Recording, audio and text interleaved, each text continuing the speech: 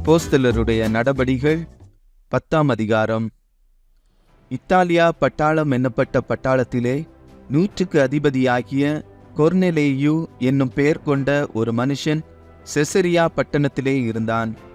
அவன் தேவ பக்தியுள்ளவனும் தன் வீட்டார் அனைவரோடும் தேவனுக்கு பயந்தவனுமாயிருந்து ஜனங்களுக்கு மிகுந்த தர்மங்களை செய்து எப்பொழுதும் தேவனை நோக்கி ஜெபம் பண்ணி கொண்டிருந்தான்.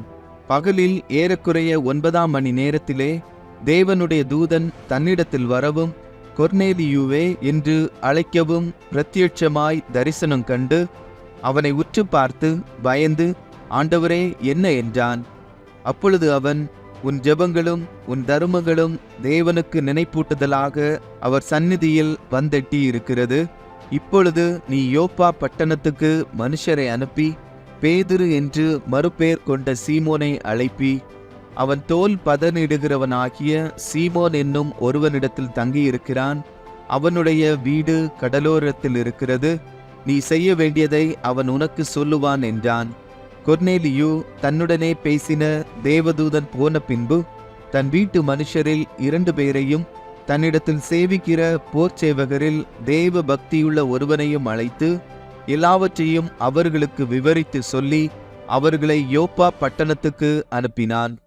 மறுநாளிலே அவர்கள் பிரயாணப்பட்டு அந்த பட்டணத்துக்கு சமீபித்து வருகையில் பேதுரு 6ஆம் மணி நேரத்திலே ஜெபம் பண்ணும்படி மேல் வீட்டில் ஏறினான். அவன் மிகுந்த பசியடைந்து சாப்பிட மனதாயிருந்தான். அதற்கு அவர்கள் ஆயத்தம் பண்ணுகையில் அவன் ஞான திருஷ்டி அடைந்து வானம் திறந்திருக்கிறதாகவும் 4 முனைகளும் கட்டப்பட்ட பெரிய துப்பட்டியைப் போல ஒரு விதமான கூடு தன்னிடத்தில் இறங்கி தரையில் விடப்பட்டிருக்கிறதாகவும் அதிலே பூமியிலுள்ள சகல விதமான 4 கால் ஜீவன்களும் காட்டு மிருகங்களும் ஊரும் பிராணிகளும் ஆகாயத்து பறவைகளும் இருக்கிறதாகவும் கண்டான்.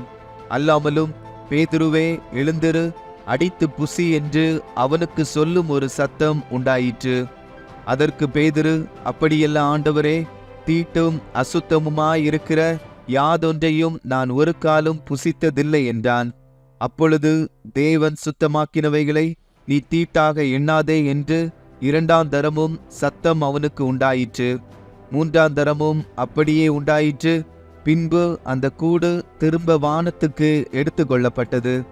அப்பொழுது பேதுரு தான் கண்ட தரிசனத்தை குறித்து தனக்குள்ளே சந்தேகப்படுகையில், இதோ, கொர்நெலேயுவினால் அனுப்பப்பட்ட மனுஷர்கள் சீமோனுடைய வீட்டை விசாரித்து கொண்டு வாசற்படியிலே வந்து நின்று, பேதுரு என்று மறுபேர் கொண்ட சீமோன் இங்கே தங்கியிருக்கிறாரா என்று கேட்டார்கள். பேதுரு அந்த தரிசனத்தை குறித்து சிந்தனை பண்ணி கொண்டிருக்கையில் ஆவியானவர், இதோ, 3 மனுஷர் உன்னை தேடுகிறார்கள். நீ எழுந்து இறங்கி ஒன்றுக்கும் சந்தேகப்படாமல் அவர்களுடனே கூட போ, நானே அவர்களை அனுப்பினேன் என்று அவனுக்கு சொன்னார். அப்பொழுது பேதுரு கொர்நேலியுவினால் தன்னிடத்தில் அனுப்பப்பட்ட மனுஷரிடத்திற்கு இறங்கி போய், இதோ, நீங்கள் தேடுகிறவன் நான் தான். நீங்கள் வந்திருக்கிற காரியம் என்ன என்றான். அதற்கு அவர்கள், நீதிமானும் தேவனுக்கு பயப்படுகிறவரும் யூத ஜனங்கள் எல்லாராலும் நல்லவரென்று சாட்சி பெற்றவருமாகிய கொர்நேலியு என்னும் 100க்கு அதிபதி உம்மை தம்முடைய வீட்டுக்கு அழைப்பித்து உம்மால் சொல்லப்படும் வார்த்தைகளை கேட்கும்படி பரிசுத்த தூதனாலே தேவ எத்தனமாய் கட்டளை பெற்றார் என்றார்கள். அப்பொழுது பேதுரு அவர்களை உள்ளே அழைத்து அவர்களுக்கு உபசாரம் செய்து மறுநாளிலே அவர்களுடனே கூட புறப்பட்டான். யோப்பா பட்டணத்தாராகிய சகோதரரில் சிலரும் அவனுடனே கூட போனார்கள். மறுநாளிலே செசரியா பட்டணத்திலே பிரவேசித்தார்கள். கொர்நேலியு தன் உறவின் முறையாரையும் தன்னுடைய விசேஷித்த சிநேகிதரையும் கூட வரவழைத்து அவர்களுக்காக காத்திருந்தான். பேதுரு உள்ளே பிரவேசிக்கிற பொழுது கொர்நேலியு அவனுக்கு எதிர்கொண்டு போய் அவன் பாதத்தில் விழுந்து பணிந்து கொண்டான். பேதுரு அவனை தூக்கி எடுத்து, எழுந்திரும், நானும் ஒரு மனுஷன்தான் என்றான். அவனுடனே பேசிக்கொண்டு உள்ளே போய் அநேகர் கூடி வந்திருக்கிறதை கண்டு அவர்களை நோக்கி, அந்நிய ஜாதியானோடே கலந்து அவனிடத்தில் போக்குவரவாய் இருப்பது யூதனானவனுக்கு விலக்கப்பட்டிருக்கிறதென்று நீங்கள் அறிந்திருக்கிறீர்கள். அப்படி இருந்தும் எந்த மனுஷனையும் தீட்டுள்ளவன் என்றும் அசுத்தன் என்றும் நான் சொல்லாதபடிக்கு தேவன் எனக்கு காண்பித்திருக்கிறார்.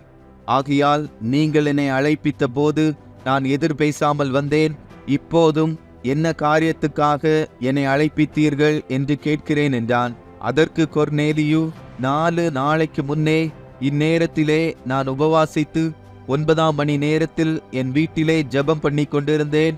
அப்பொழுது பிரகாசமுள்ள வஸ்திரம் தரித்த மனுஷன் ஒருவன் எனக்கு முன்பாக நின்று, கொர்நேலியுவே, உன் ஜெபம் கேட்கப்பட்டது, உன் தான தர்மங்கள் தேவ சந்நிதியில் நினைத்தருளப்பட்டது. யோப்பா பட்டணத்துக்கு ஆள் அனுப்பி பேதுரு என்று மறுபேர் கொண்ட சீமோனை வரவழைப்பாயாக. அவன் கடலோரத்திலே தோல் பதனிடுகிறவனாகிய சீமோனுடைய வீட்டிலே தங்கியிருக்கிறான். அவன் வந்து உன்னிடத்தில் பேசுவான் என்றார். அந்தபடியே நான் உடனே உம்மிடத்திற்கு ஆள் அனுப்பினேன்.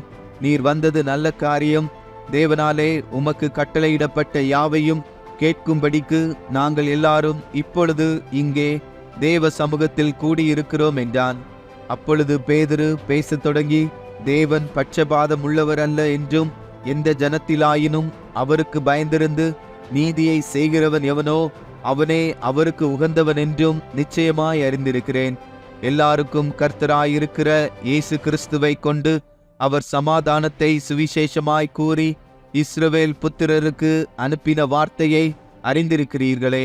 யோவான் ஞான ஸ்நானத்தை குறித்து பிரசங்கித்த பின்பு கலிலேயா நாடு முதற்கொண்டு யூதயா தேசமெங்கும் நடந்த சங்கதி இதுவே. நசரேயனாகிய இயேசுவை தேவன் பரிசுத்த ஆவியினாலும் வல்லமையினாலும் அபிஷேகம் பண்ணினார். தேவன் அவருடனே கூட இருந்தபடியினாலே அவர் நன்மை செய்கிறவராயும் பிசாசின் வல்லமையில் அகப்பட்ட யாவரையும் குணமாக்குகிறவராயும் சுற்றி தெரிந்தார். யூதருடைய தேசத்திலும் எருசலேமிலும் அவர் செய்தவைகள் எல்லாவற்றிற்கும் நாங்கள் சாட்சிகளாயிருக்கிறோம். அவரை மரத்திலே தூக்கி கொலை செய்தார்கள். 3ஆம் நாளிலே தேவன் அவரை எழுப்பி பிரத்யட்சமாய் காணும்படி செய்தார். ஆயினும் எல்லா ஜனங்களுக்கும் பிரத்யட்சமாகும்படி செய்யாமல் அவர் மரித்தோரிலிருந்து எழுந்த பின்பு அவரோடே புசித்து குடித்தவர்களும் தேவனால் முன்பு நியமிக்கப்பட்ட சாட்சிகளுமாகிய எங்களுக்கே பிரத்யட்சமாகும்படி செய்தார். அன்றியும் அவரே உயிரோடு இருக்கிறவர்களுக்கும் மரித்தோர்களுக்கும் தேவனால் ஏற்படுத்தப்பட்ட நியாயாதிபதி என்று ஜனங்களுக்கு பிரசங்கிக்கவும் சாட்சியாக ஒப்புவிக்கவும் அவர் எங்களுக்கு கட்டளையிட்டார். அவரை விசுவாசிக்கிறவன் எவனோ அவன் அவருடைய நாமத்தினாலே பாவ மன்னிப்பை பெறுவான் என்று தீர்க்கதரிசிகள் எல்லாரும் அவரை குறித்தே சாட்சி கொடுக்கிறார்கள் என்றான்.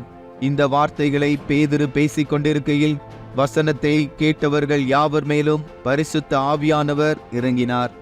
அவர்கள் பல பாஷைகளை பேசுகிறதையும் தேவனை புகழுகிறதையும் பேதுருவோடே கூட வந்திருந்த விருத்த சேதனமுள்ள விசுவாசிகள் கேட்கும்போது பரிசுத்த ஆவியின் வரம் புறஜாதிகள் மேலும் பொழிந்தருளப்பட்டதை குறித்து பிரமித்தார்கள்.